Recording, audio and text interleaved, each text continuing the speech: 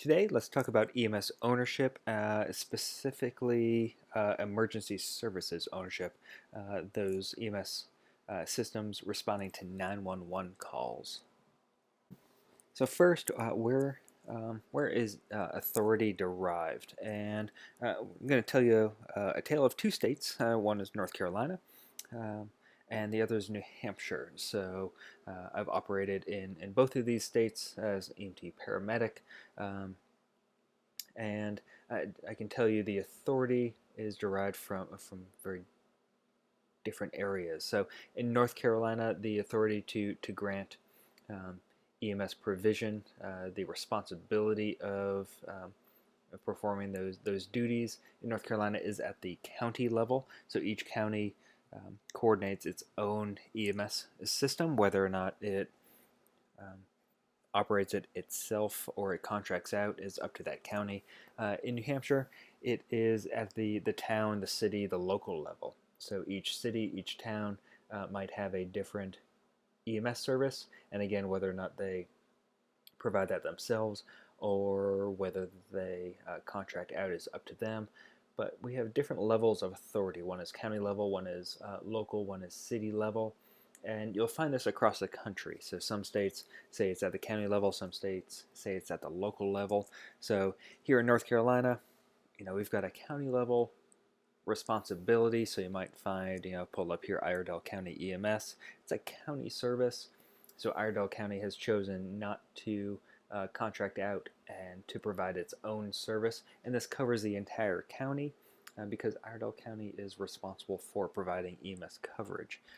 In New Hampshire, here the town of Milford, it's in a larger county, but the county is not responsible for it. It's actually the town of Milford. So again, Milford Ambulance, they've decided to provide their own ambulance service. And so it just differs depending where you are in the country.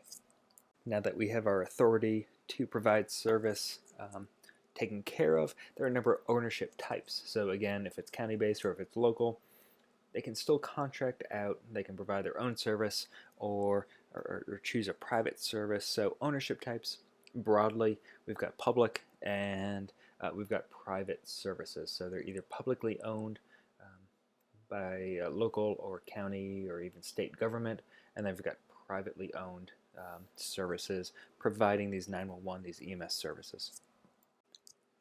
On the public side, we've got and this is just broadly, but we've got fire departments. You can be a fire department based EMS system. We've got these municipal systems, typically called third service systems. So these services are called third service because the first two are police and fire, and then we came about later in the 1970s and became a third service, but municipal service. And then we even have some police department based EMS systems in the U.S. Our fire-based services fairly popular across the country, and these services can require that paramedics be cross-trained as firefighters or vice versa, or they can be dedicated to EMS, dedicated to fire. So here, Chicago Fire, if you're a paramedic in Chicago Fire Department, you are assigned to an EMS unit, and that is your only assignment. You're not cross-trained. You're not jumping on and off of a ambulance onto a fire engine unless you choose to do so. Here in Florida, we've got Lake County EMS. This is one of those third services owned by the county, operated by the county, just like that Iredell County EMS ambulance that we saw earlier. This is one of those third services, government owned at the county level. So again, Florida is a county, kind of a county-based state. So this is one of our municipal third services, and these police department-based services are not really common. The places you're really going to find them are up in the Northeast, especially in New Jersey and New York, a little bit into Connecticut, Rhode Island, and kind of sparsely into New England, but not very common. But you might come across some of these EMS systems embedded within the greater either police department or sheriff's office. On the private side, we're going to move away from government ownership. We're going to move away from those third services of fire departments, those police and sheriff's offices. So on the private side, we've got either for-profit or we've got non-profit, and we'll kind of delineate the two here in a minute. Also threw in hospital-based services here. Most hospital-based services are privately owned, although there are public hospitals out there, so it just kind of depends on the hospital we're talking about. Here we've got American Medical Response, or AMR. They are the largest private for-profit ambulance service in the country. They provide EMS services, 911 services to a number of communities across the country. And with AMR, with some of these for-profit ambulance companies, here you see San Mateo County Emergency Medical Services. Sounds like, looks like a county-based service, but AMR is contracted through that county, and they are still a private for-profit ambulance service. So AMR being the largest example of our private for-profits. Our private non-for-profits, very common across the U.S. Pulled this one from Cary here in North Carolina. They are in Wake County, just outside of Raleigh, covering Cary and Morrisville, and that area of the county. They are a private service, but they are a non-profit service. So unlike AMR, they are not for-profit; they are non-for-profit. But just looking at the ambulance, looks like a municipal service, looks like a local service, but they are a private service. Here we've got Piedmont Medical Center, EMS, hospital-based. So again, those hospitals might be private. They might be publicly owned. If they are private, they might be for-profit. They might be non-for-profit. So it's just kind of knowing your area, knowing the hospitals that you're working for. Here, Piedmont Medical Center is owned by the Tenant Organization, which is a for-profit hospital organization that runs a number of very large and community hospitals across the country. So it says Piedmont Medical Center on the side. We know it's hospital-based. Don't quite know if it's for-profit or non-for-profit. So just need to look into the structure of that organization. And here Piedmont is a for-profit organization. Here on the other side, St. Vincent's in New York City is a non-for-profit, nonprofit hospital. So it's still a hospital-based system. It's just non-profit. A special but not so common type of EMS system is the public utility model. This is a partnership between the public sector and the private sector, so just this public-private partnership, and really gained some traction in the 1980s and through the 1990s, and gained a lot of popularity. And it gained popularity because of some efficiencies. So this public-private partnership, on the public side, the locality, the city, the county, what have you, owns the capital assets. It owns the stations, the bases. It owns the medical equipment. It owns the ambulances. And then it contracts with a private entity for daily operations. So now this private entity comes in, hires workers, runs things day to day, uses those capital assets in the most efficient way possible under a contract, and then if that contract isn't being fulfilled totally or fulfilled to the requirements, that locality, that county, let's say, can go with a different contractor, and it doesn't lose all of those assets. It doesn't lose the ambulances, doesn't lose the equipment, the stations. So if they're looking for another contracted company, that company doesn't have to provide, let's say, 20 or 30 or 50 ambulances and suddenly build up this web of stations. And so we've got the assets at hand. We're just changing the daily operational contractor. There are some pros and cons to this. This public utility model, on the pro side, there's branding. So no matter who your contractor is, you remain or retain your branding. So um, I name my public utility model. I've got a brand behind that, and we'll point out a few here in a minute or two. And no matter who the contractor is that comes in, I retain that brand, which is a great thing for community relations and media. I maintain this natural monopoly, so I've got those capital assets. I don't have, if I'm in a large area, large city, I don't have to rely on only very large contractors with lots and lots of ambulances coming in. Well, I've already got the ambulances. All I need is someone coming in to hire workers and to maintain daily operations. And with that, I don't lose my economies of scale. On the con side, there is a stigma of privatization.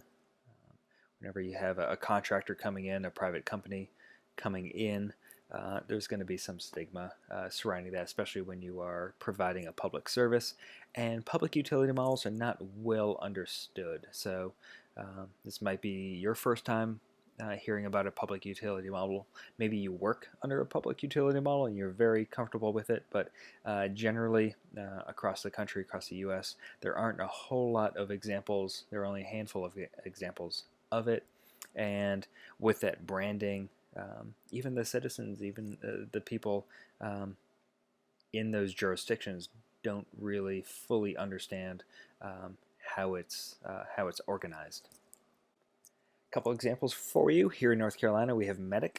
It's Mecklenburg EMS Agency. So the brand, the public utility model is MEDIC. So no matter what the contractor or who the contractor is that comes in and maintains daily operations, it will still be MEDIC. It just happens that Mecklenburg EMS Agency is the contractor in this case. So we've got a brand, MEDIC, and we've got a contractor coming in to run daily operations. Similarly, in Oklahoma, we've got Emergency Medical Services Authority, EMSA, and they operate in Tulsa and in Oklahoma City. And again, the capital assets, the ambulances, the equipment, the stations, the facilities are owned by the publicly owned, and then they bring in a contractor to run the daily services. So just a couple large examples of public utility models. A few more areas for you that run public utility models. We've got Fort Worth down in Texas. You'll see MedStar down there, so that's the branded model, or the branded company, the branded ambulance. You'll see MedStar. In Richmond, up in Virginia, we've got the Richmond Ambulance Authority, RAA. You'll see that slapped on the sides of their ambulances. We've got Washoe County in Nevada, which covers Reno. That's a Regional EMS Authority, REMSA. You'll see that on their ambulances. We've got down in Florida, we've got Sunstar, which is a very large public utility model. Down in Florida.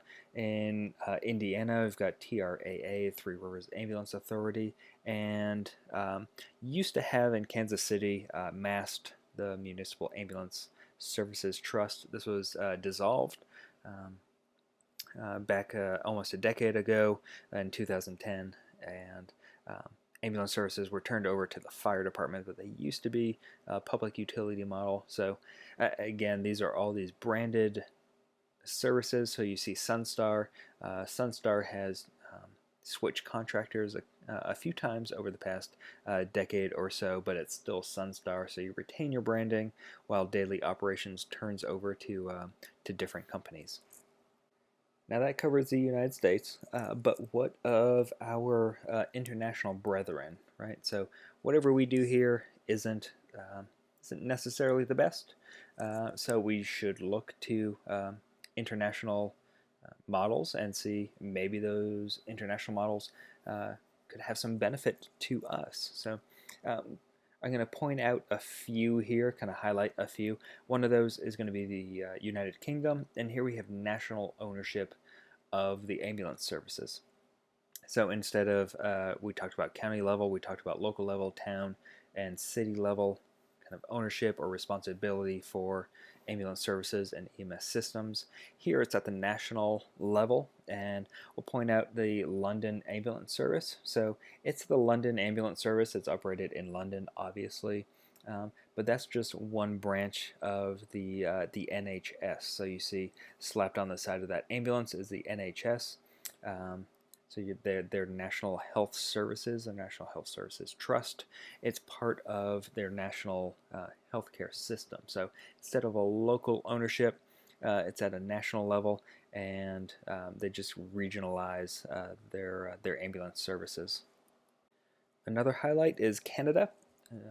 And Canada has a mixture of some local, regional, and then state level. So I'll highlight the state level here, or provincial level. So in Canada, instead of having states, they have provinces, and some of their provinces operate their own EMS system. So at the provincial level, at that state level, they have these ambulance services. The same goes for Australia. So Australia has states and territories, and each state has its own EMS system and ambulance service that covers the state. So here we've got an ambulance in Canada.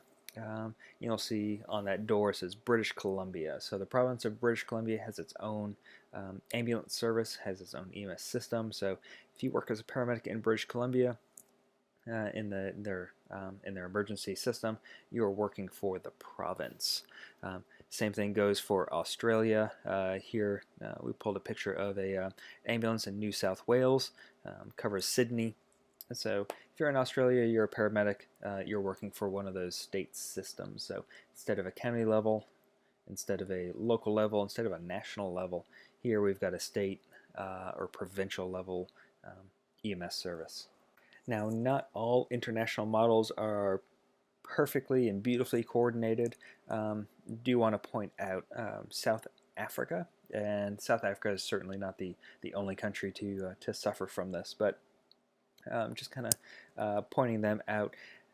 In South Africa, the EMS system, their emergency ambulance system, has a public-private split in which the ambulance that comes to you and the ambulance that you call for is dependent on your insurance.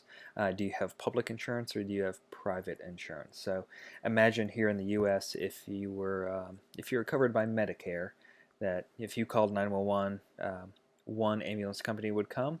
But if you had Blue Cross Blue Shield and you had private insurance, a separate ambulance company would come. So that's what happens in South Africa.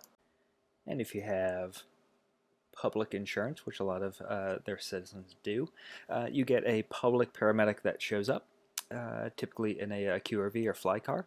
And if you have private insurance, you can call a private number and you can get a private ambulance service. So you might be thinking, well, what's the difference?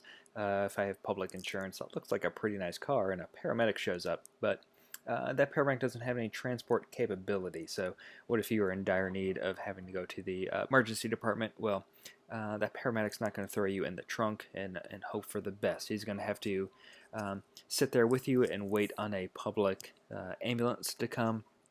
Whereas the private companies with your private insurance will always show up and show up on time. So in South Africa, we've got this disparity where the public system waiting for an ambulance can take hours, even if you are in dire need of going to the emergency department. They have very few public transportation ambulances. The private system, they've built that up, and because of private money, they have many more resources. So you're going to be waiting minutes for your ambulance if you have private insurance versus waiting hours for an ambulance if you're in the public insurance domain. As always, if you have any questions, comments, concerns, or cuss words, please feel free to let us know.